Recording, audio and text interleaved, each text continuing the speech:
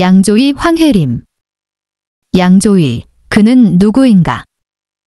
양조위가 왔다. 영웅과 함께.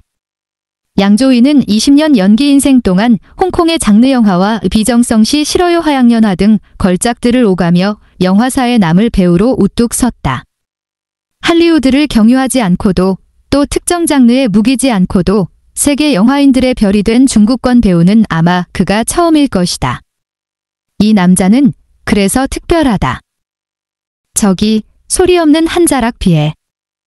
매니저와 영화사 관계자들에 둘러싸인 양조위는 한눈에 뜨이는 사람이 아니었다. 165cm를 안 넘기는 작은 체구의 웬만한 여배우 못지않게 소담스런 어깨, 그리고 가무잡잡한 얼굴. 1997년 10월 해피투게더의 상영에 맞춰 부산영화제를 방문한 양조위를 처음 대면했을 때 그 왜소함에 놀라지 않을 수 없었다. 근사한 미모라기보다는 아담하고 친근한 인상에 사춘기 소년마냥 수줍은 눈인사를 건네던 모습이 너무 소박해서 오히려 기억에 남았다. 3년 뒤 화양연화로 다시 부산영화제에 왔을 때도 지난 1월 14일 새 영화영웅예 시사회가 열리던 중앙시네마에서 만났을 때도 그 느낌은 여전했다. 상영관 옆에 열린 공간에서 사진을 찍기 위해 자세를 잡는 틈틈이 쑥스럽게 웃는 표정, 광둥어의 성조에 크게 흔들리지 않는 나지막한 음색과 조용조용한 말투, 질문에 답하기 위해 양미간과 눈에 살짝 주름을 잡으며 찰나의 생각에 잠기곤 하는 버릇까지도 여전해 보였다. 확실히 양조위는 외모로 승부수를 던진 배우가 아니다. 80년대 중반 이후 홍콩 누아르의 깃발 아래 운집한 스타들과 더불어 스크린에 등장하긴 했지만 당대를 풍미한 주윤발이나 장국영, 유덕화와 달리 단숨에 우상으로 떠오르지도 않았다.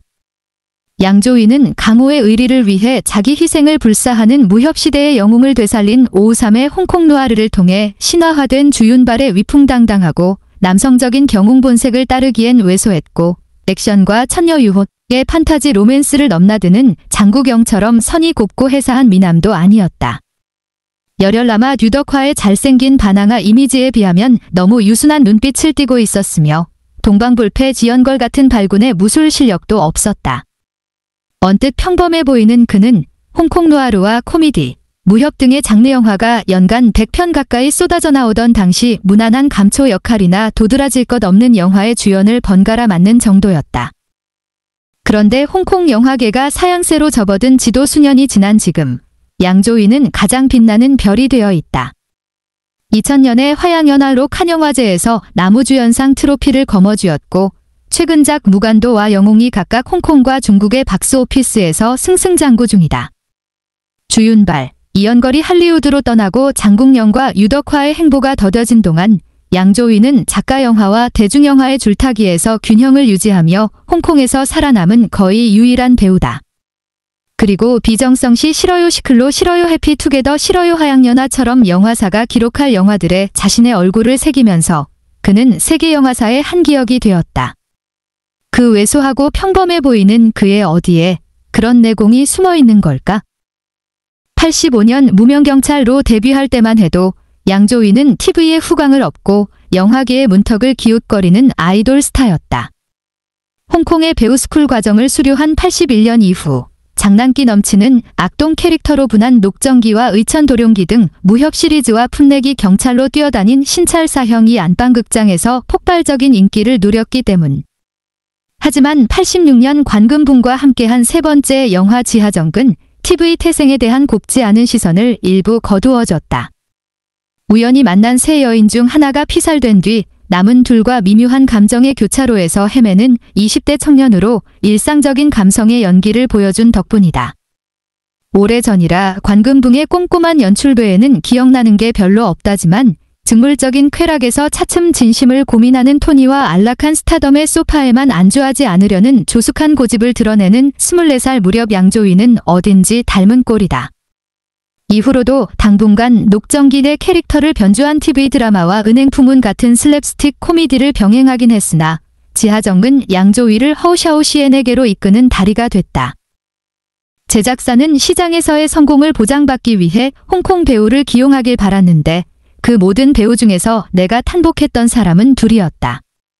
하나는 주윤발이었고 다른 하나는 결국 캐스팅하게 된 양조위였다. 비정성 시인은 기존 대만 영화들과 달리 동시녹음으로 찍었다.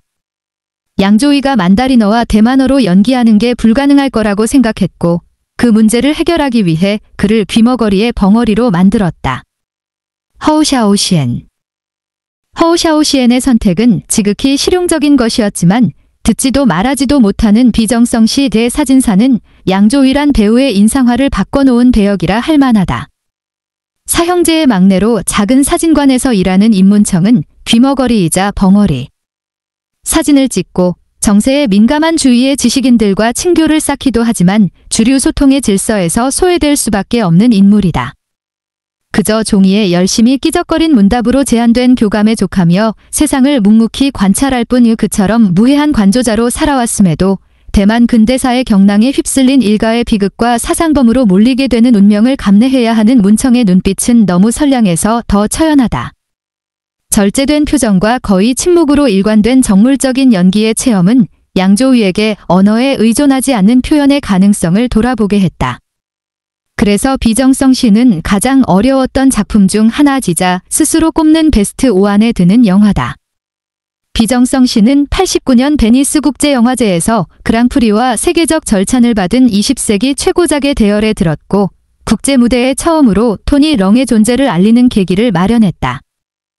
비정성 시를 거치면서 한층 더 깊어진 눈빛이야말로 양조위의 진가를 드러내는 창이다. 짙고 두터운 눈썹 밑에 슬쩍 꼬리를 내린 눈매, 아무리 작심해도 사악해질 수 없을 듯 선량하고 서글픈 깊이를 품은 눈이 신분을 감추고 범죄 조직의 잠복해 폭력과 배신으로 점철된 갱스터의 삶에 물들어가는 척혈 속집과 무간도의 비밀 경찰, 자신을 배신한 아내를 잊지도 용서하지도 못한 채 떠돌며 시력을 잃어가는 동사서독 대 검객처럼 양조위의 눈은 종종 소리 없는 비애와 허무주의의 색채를 띠고 있다.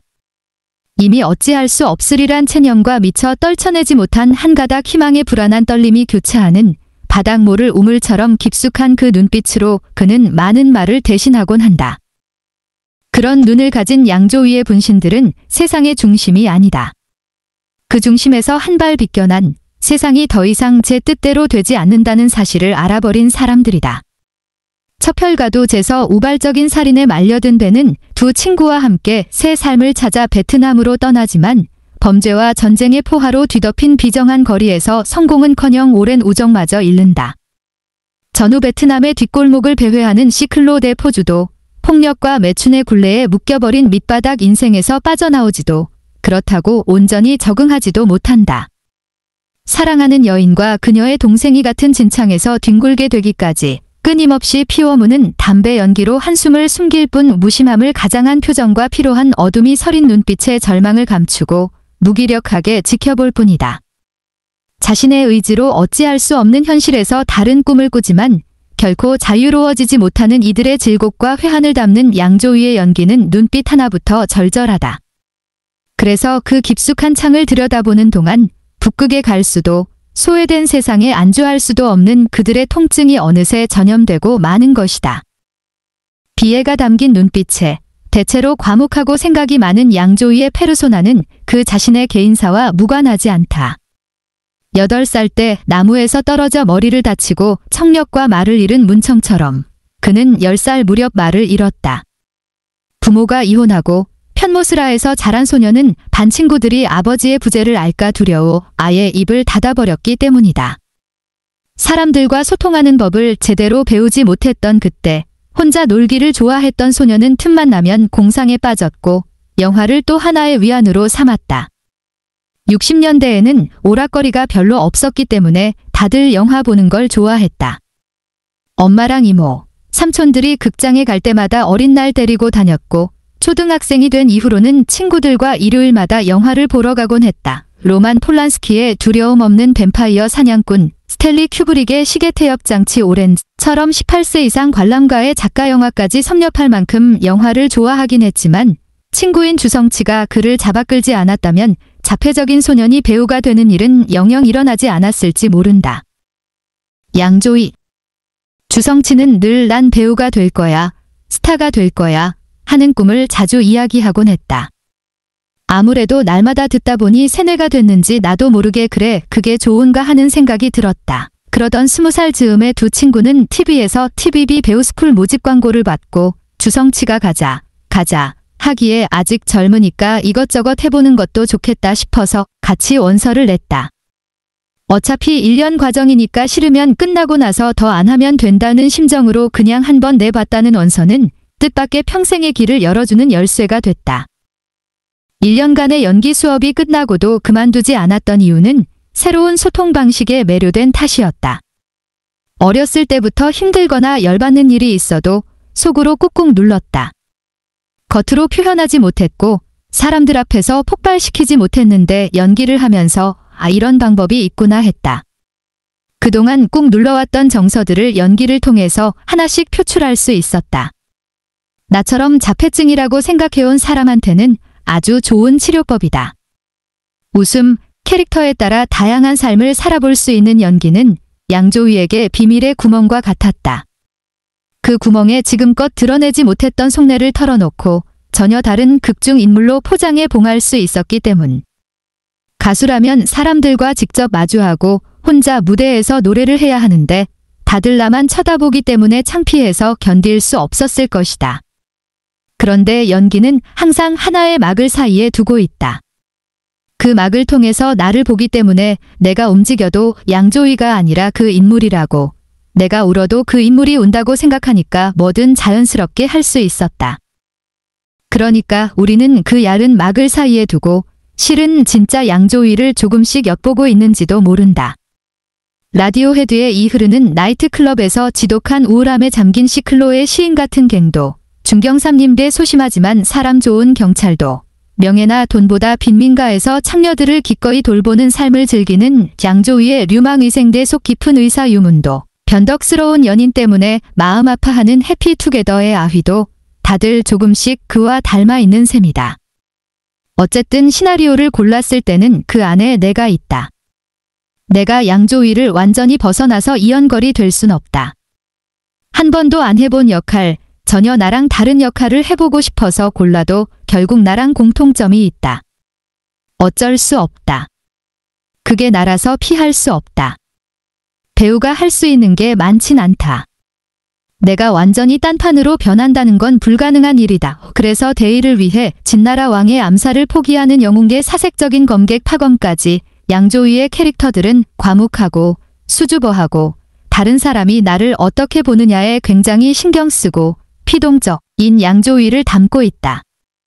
그런데 또 반대로 너무나 많은 역할들을 해보기 때문에 그 역할들의 성격이 오히려 지금의 내 안에 들어와 있는 것도 있다.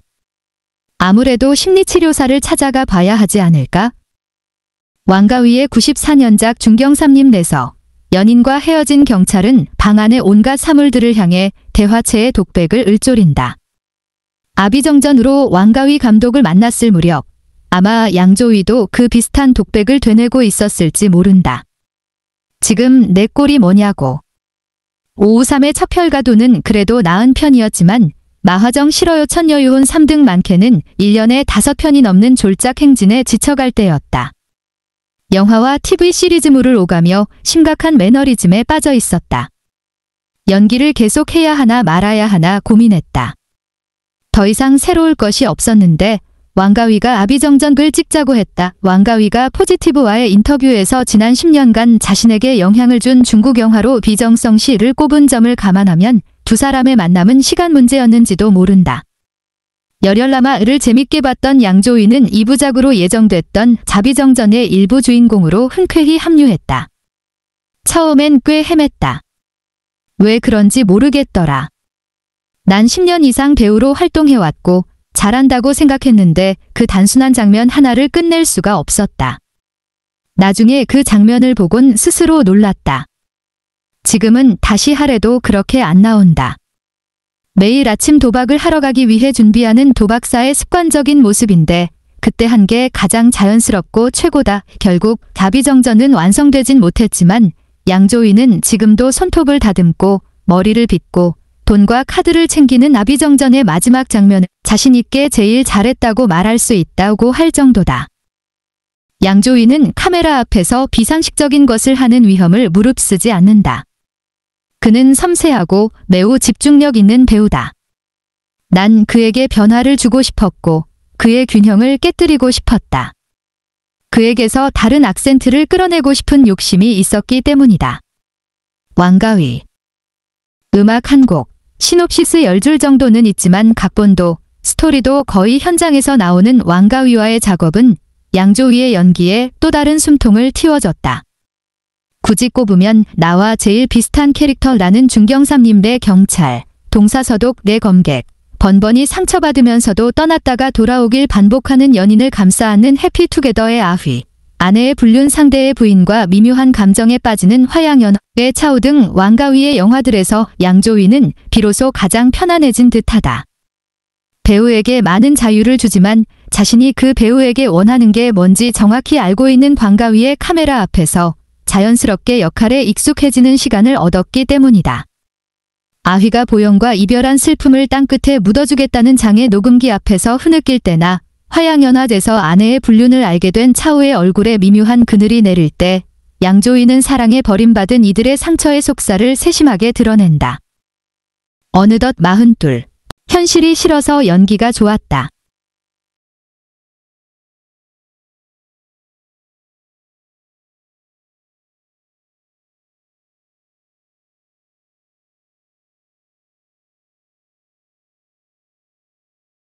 양조위, 그 스스로가 말하길. 1984년 장만옥과 첫 만남. TVB 드라마 신찰사형. 그때 장만옥은 연기가 뭔지 몰랐던 사람이었다. 아마 처음 아니면 두 번째 출연작이었을 걸. 굉장히 잠재력 있는 사람인데 스스로 그걸 깨닫지 못하고 있구나, 그렇게 생각했다. 나중에야 연기를 즐기게 됐지만 난 첫날부터 연기하는 것 자체를 즐겼다. 웃음, 현실을 워낙 싫어하는 사람이었으니까. 내가 보는 장만옥. 똑똑하고 생각이 분명하고 정말 연기를 좋아하는 배우. 홍콩에서 요즘 나온 신인 중에는 연기를 좋아해서 하는 배우들을 보지 못했다. 유명해지기 위해서도 아니고 돈을 벌기 위해서도 아니고 오로지 정말 연기가 좋아서 하는, 그리고 자신이 열심히 한 연기를 나중에 보면서 성취감을 느끼고 만족하는 배우가 사실 드문데 장만옥은 그런 배우다. 이런 배우만이 점점 더 잘할 수 있다. 연기 외에 다른 곳에 목표를 두고 있으면 자신의 연기가 그렇지 않은 사람과 달라지지 않을까? 영웅만 해도 시나리오 받은 날부터 찍기 시작한 날, 그리고 촬영이 끝나는 날까지 거의 매일 서로 영화에 대해 얘기했다. 정말 연기를 즐기는 사람이다. 왕가위와 나처럼 18년 정도 연기를 하다 보면 자신만의 리듬 혹은 전형이 생기는 것 같다. 그래서 너무 많이 준비하면 어떤 식으로든 자신의 연기를 제한하게 된다. 그걸 깨고 싶어 하지만 익혀온 것, 배운 것을 잊기란 정말 힘들다. 왕가위와의 작업은 그걸 잊을 수 있게 했다. 준비할 수도 없고 뭘 할지 모르니까. 그냥 가서 제로 상태부터 본능대로 하는 거다. 왕가위는 각본도 거의 없고 어느 배우가 먼저 몰입하느냐에 따라서 달라진다. 내가 몰입했다 싶으면 얼른 와서 나를 찍고, 다른 배우가 몰입하면 그쪽을 찍고, 혹은 다른 사람은 아무도 몰입하지 않았는데 스스로 몰입하면 자기 생각대로 찍는다. 웃음, 매일매일 변한다. 이런 방식은 왕가위 감독과만 가능하다. 왕가위는 이미 가족이 됐고 이제 그의 현장에 가면 거의 모든 사람을 다 아니까 꼭 집에 돌아온 기분이다. 일하러 온 게 아니라 집에 쉬러 온 것 같은. 정말 편하다. 홍콩에서 배우로 산다는 것. 알다시피 홍콩 배우들은 다작을 한다는 게 특징인데 장단점이 있다.